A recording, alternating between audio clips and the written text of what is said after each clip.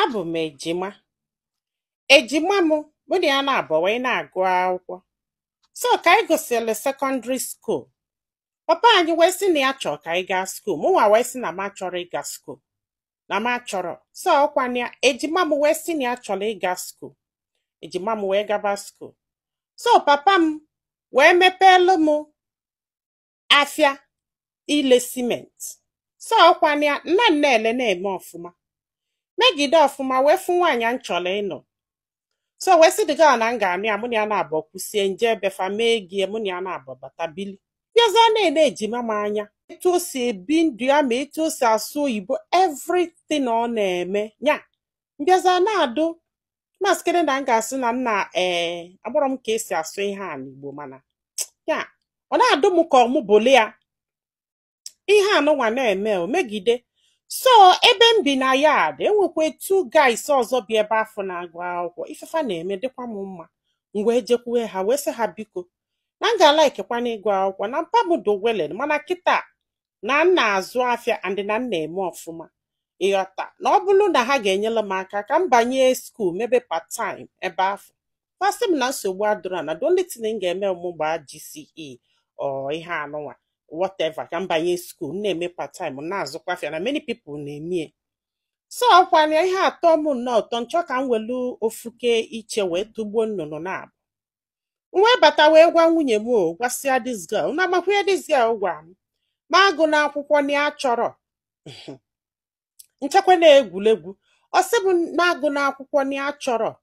Ọkwanye wee sị this girl kedu ihe bụ your reason? Ọ sị na enwere reason na ọ bụ na ya chọrọ ịnụ graduate na ya kala ịnụ graduate ma agụ na akwụkwọ na ya chọrọ nọ ngụba akwụkwọ kịta anụnwa the next thing mbido fụba ụmụ nwaanyị ndị ke amala akwụkwọ fụba ịgbagolu na-enye excuse enwere isi na ọdụ nsi oke na ọ bụkwa na ya nwa chọrọ ego na m ga-azụkwue ka anyị mebe part time. Ọ sị na ekwughị ihe akwụ.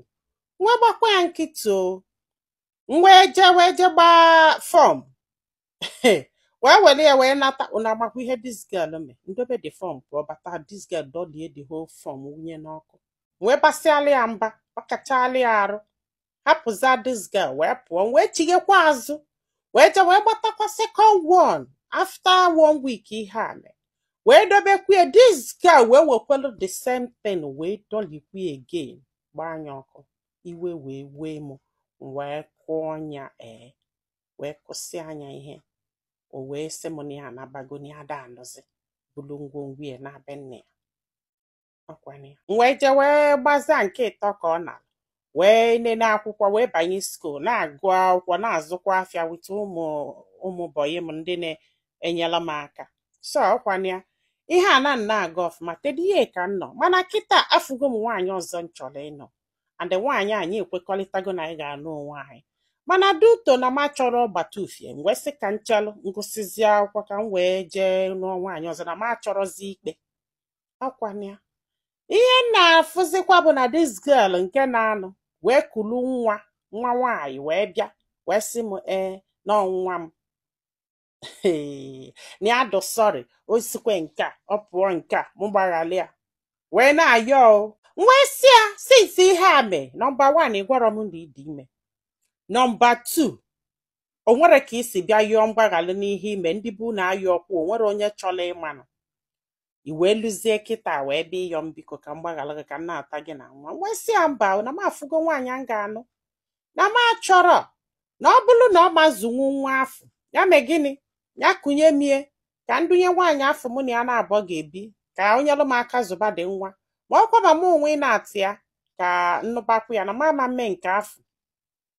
Ọkwanye ndị mmadụ agbakọkwa na-ayọ m ma ndị befa ma ndị be anyị na-asị mụ gbaghalị ya na ọmụtagokwe nwa na nwa ejikọgokwe na anyị na ihe anwụ o mere na o nwere nwaanyị ama nri at like that na-akọ nnọọ so many things. Ihe a wee kwụla ọtọ wee gwu m ike and this girl nke m chọrọ ịnụ anụ I love this girl, mana ịgwakwu na eziokwu n'igwu na eziokwu ka m banyezi skuul wee fụwa ụmụ agbọghọbịa ndị ọzọ ma omume fa na-eme ife afọ nwunye m kwuru na ọ ga-abụ mbido gụba akwụkwọ na m ga-eme ife ahụ mewekwa na ndụ m because na afụtago m na life ndị gụrụ akwụkwọ ụfọdụ na ndị agụrụ akwụkwọ abụrụ ofu ihe. So na mụ na this girl ọma ndaba nwụzila anyị mana ndị mmadụ na-ekwu na-asị na nwa ejikọgo ịmagolo dịtị nnọọ na-enye m nsogbu wee sị ka mmalụ ife ndị mmadụ lụ. Nwanne m, kedu ihe ịlụ?